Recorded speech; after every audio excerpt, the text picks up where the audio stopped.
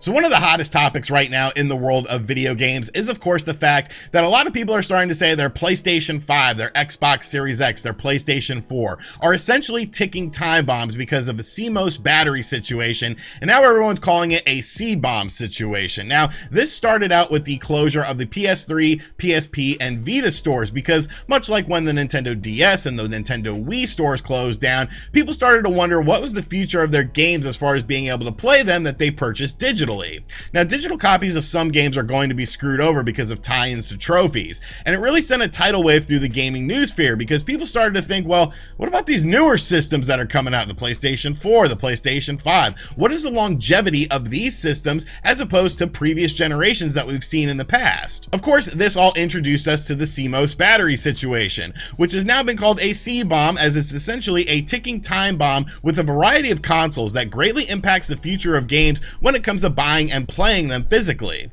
So today I sort of want to break down the situation for those of us who, like myself, aren't super tech savvy, show why this is an issue, why this issue exists, and honestly why I feel like this situation isn't ever going to be fixed. What's going on, guys? I'm RGT85. If this is your first time on the channel, welcome. Be sure to hit that subscribe button and be sure to like and share the video. But without any further ado, let's talk about your PlayStation 5. Let's talk about your Xbox Series X and hell, even your Nintendo Switch, and show why these systems have major problems with them that I don't see going away anytime soon. So a few days ago on the channel, we covered the topic of the PlayStation 4 CMOS situation, where it was discovered that, hey, there's going to be problems in the future when playing your physical games on your PlayStation 4, because as of right now, if you need to remove the Cmos battery, which is in the PlayStation 4, that it's not even really easy to get to. It's not like a battery on the Sega Saturn or the Nintendo Wii U where it's right there. You actually have to go inside of the system. You then have to connect your system to online servers in order to play any of your physical games,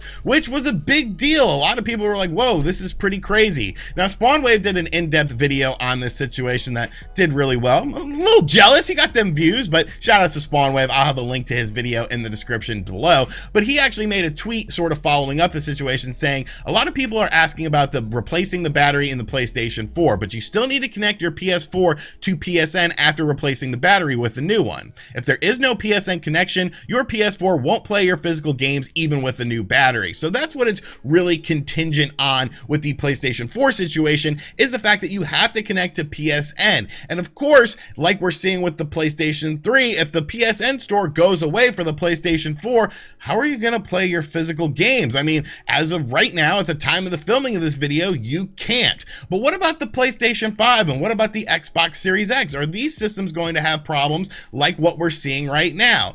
Well, there's an online group called Does It Play that has actually been doing some research on things involving this situation. I'll have a link to their Twitter in the comment section down below. But basically, they put out a tweet a few days ago saying, breaking, a kind volunteer has dismantled their PlayStation 5 to test the CBOMB for us, and the initial results confirm that the PlayStation 5 is also affected. Initial results indicate that all digital games will cease to work in a CBOMB scenario. More details to come soon. Now, they actually followed this up by saying, on the PlayStation 5 work, a CBOMB, it appears that discs will still work offline as of right now with no activation required. So this really only impacts the digital side of things right now on the PlayStation 5, which I mean could change in the future. So yes, this CBOMB situation is obviously something that Sony is aware of. I mean, they did a whole teardown video that got 10 million views of the PlayStation 5. I would think they would be a little bit aware of what the hardware is capable of and the future proofing of the hardware as well. So Sony right now is being villainized as the bad guy of the video game industry. They don't care about preservation. They don't care about being able to play old games on the system or anything like that. And while yes, it's not an issue today in 2021, but 10 years down the road, it will definitely be an issue because of the fact that these servers will be going down. But to just villainize Sony in this situation isn't really fair at all, because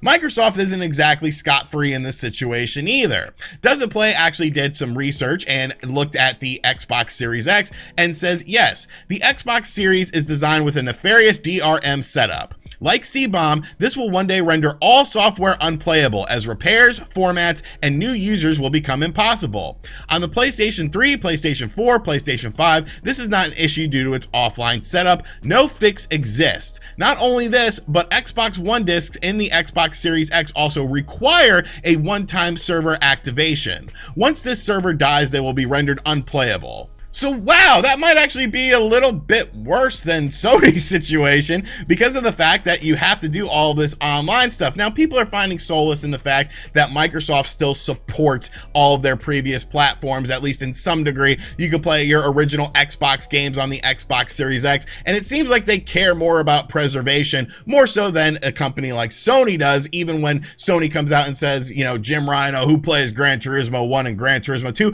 I play Gran Turismo 2 because it kicks ass. But of course, you have the fact that this mentality can change, because look at the shift that Microsoft has done already just in the previous decade with the whole Xbox One situation. The Xbox One was supposed to be a completely different system until they revealed it, and people were like, no, this isn't what we want. And then Microsoft had to change everything to go into this more pro-consumer stance to make themselves look good. So really, this is a situation that doesn't just impact Sony and the PlayStation family of consoles, but it also impacts Microsoft and the Xbox variety of consoles. Now, what about Nintendo? Oh, RGT, look at you. You're such a Nintendo fanboy. You're giving Nintendo a pass. No, we'll also talk about Nintendo next as well. Now, obviously, Nintendo isn't quite in the same position as a company like Sony or Microsoft when it comes to their games, because they do things sort of differently. And of course, they're using a little cartridge instead of a Blu-ray disc. But there's still issues with this, because think of all of the games that have come out physically that still require a download in order to play the whole game. A game like Wolfenstein or LA Noire, you can't just pop your cartridge into your Nintendo Switch and play these games whenever. They have to download a large chunk of the game. So once again, when the Nintendo Switch servers go down, these games will be absolutely pointless because you can't even play what you already have on the cartridge. So it's a not as widespread of an issue right now, but it's something that you have to look forward to in the future with this, because there are definitely games on the Nintendo Switch that require a download on them, and if you do not download this stuff, you cannot play the game, or at least not play the full game. So what's the point of playing the game? So why is this situation happening in the first place? Why are companies sort of overlooking this? Well, here's a truth bomb for you, Jack. This is exactly what they want to happen. Gaming during the 8-bit and 16-bit era is a completely different beast than it is now. A company would put out a game, and if the game sucks, it sucks. Like, that was the game. You weren't able to do anything with that. Even as late as the Dreamcast and the Xbox era, it was the same thing, just with the introduction into online multiplayer on consoles. But then we entered the patch era of gaming. Something wrong with the game? Oh, just put out a patch. And we as gamers accepted this, and thus businesses realized that there were way more things that they could do with things like patches and just start offering full games digitally. They played into the convenience factor of it. Oh, you're a lazy gamer. You could stay on the couch and buy our game at midnight instead of standing out at GameStop. But there's a reason that exists. Companies don't want you to buy physical games. It's simple economics. They make more money off digital sales because you don't need a case, a disc, a card, or anything like that. It just goes on the digital storefront of the console. If you buy a physical game, you can then resell that physical game, meaning that whoever buys that game from you is not only skipping the middleman, but literally no profit is being made from the sale of that game for the company. And with dev costs as high as they are right now for games, and really only going to get higher, a re-release or a remaster of a game sounds a hell of a lot more attractive to the wallet than little dumbass Johnny buying a used copy from his friend or GameStop. So then why don't companies try to preserve their games more on these digital storefronts? Because they don't want to. Think of how many remasters, remakes, and re-releases we have seen in just this past generation. Do you think it is a coincidence the amount of cross-gen games that we get when it comes to things like remasters and remakes? Do you think it's a coincidence that we've entered a Malibu Stacy era of gaming with a new hat? Oh, I gotta get the new hat. Companies want to take less risks because it's more cost-effective. If you can buy a game on an older console and there's no issue playing the game, that takes away revenue from a re-release. Look at how the gaming world went wild and celebrated Scott Pilgrim returning like the second coming of Christ after being removed from digital storefronts because of licensing issues. Like, everyone rolled out the red carpet from this and was dancing in the streets like David Bowie and Mick Jagger in that terrible music video without thinking to themselves, wait a second, this is a game that already came out a decade ago. This is a game I probably already bought. Why am I so excited to re-buy this game again? Nintendo ends up seeming to re-release everything. Nintendo seems to re-release everything all the time and people buy it up, I mean, myself included, but do you honestly think they couldn't have made it so that you could transfer your Wii and Wii U stuff to your Nintendo Switch? I mean, of course they could have, but then you would have a game like Super Mario 64, which released on the N64 Virtual Console available, instead of being forced to buy the 3D All-Stars collection at $60 in this limited time frenzy, whereas the game on the N64 was like, what, $10 to play Super Mario 64 on there? Sure, maybe it looked a little better on the Nintendo Switch, but it's still the exact same game. Why would I buy this game on the Wii U and then not be able to play it on my Nintendo Switch? Because that's not what the companies envision with this situation.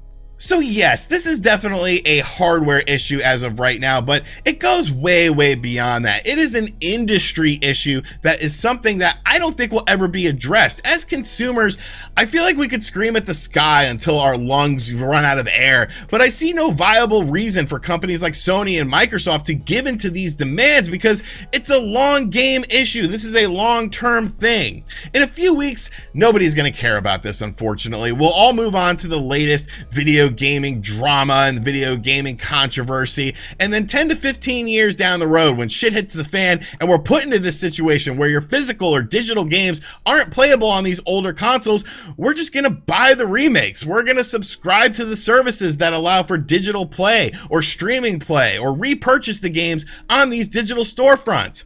I honestly feel like nothing is actually going to change with this unless a major company like a Capcom or maybe a Square Enix speaks up about it. But once again, what's the incentive for them? They obviously love to resell you their old games. Look at the Nintendo Switch. You can buy Devil May Cry's, Final Fantasies from the PS1, the PS2 era. It really allows for a new audience of people. And if these servers constantly go down and they go away and then there's a new server that pops up for a new console, what's the incentive to keep those games alive on that when you could resell them? It's an industry issue. It's not necessarily just a hardware issue. And like I said, this is a business, and it's not a coincidence that this is a problem. It is a well thought out strategy for the future of gaming to have constant residuals come in from classic games. All right, so maybe I got a little tinfoil hat conspiracy theorist in this video, but really to me, this whole CBOMB situation, the Cmos battery, this is a well thought out thing. This is this thing that companies are aware of. You think that Sony isn't aware that they can release a patch for the hardware so that it wouldn't require something like a download or a check to the online services to see if they could play this game? Of course they could. Microsoft could do the exact same thing with their digital games and the new system, and Nintendo really can't do anything with the cartridge size situation, but there's a reason why companies make decisions, and a lot of these companies' decisions are based on monetary things. We are a vocal minority on the internet, a passionate group of gamers, but at the end of the day, little Sally who walks into a store and buys a PlayStation 5, she doesn't care what's going to happen 5 to 10 years down the road. She's just enjoying the console now. Even looking at myself personally, I've sold so many consoles and so many games over the years because I just didn't have the desire to keep them, or I needed to buy the newest and latest and greatest thing. But as I get older, I like to revisit the classics. I like to revisit things from my childhood and my youth just to experience them again. And I feel like a lot of people that don't have that nostalgic feeling aren't going to get it until they reach the point where you can't play your PlayStation 4 games anymore, your PlayStation 5 games anymore, and then you'll start to see yet another shift in the video game industry. But these are just my thoughts on the situation,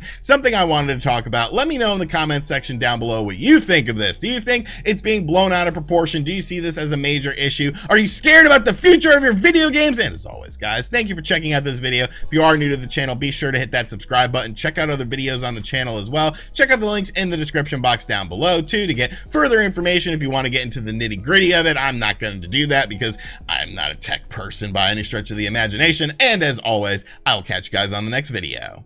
Later.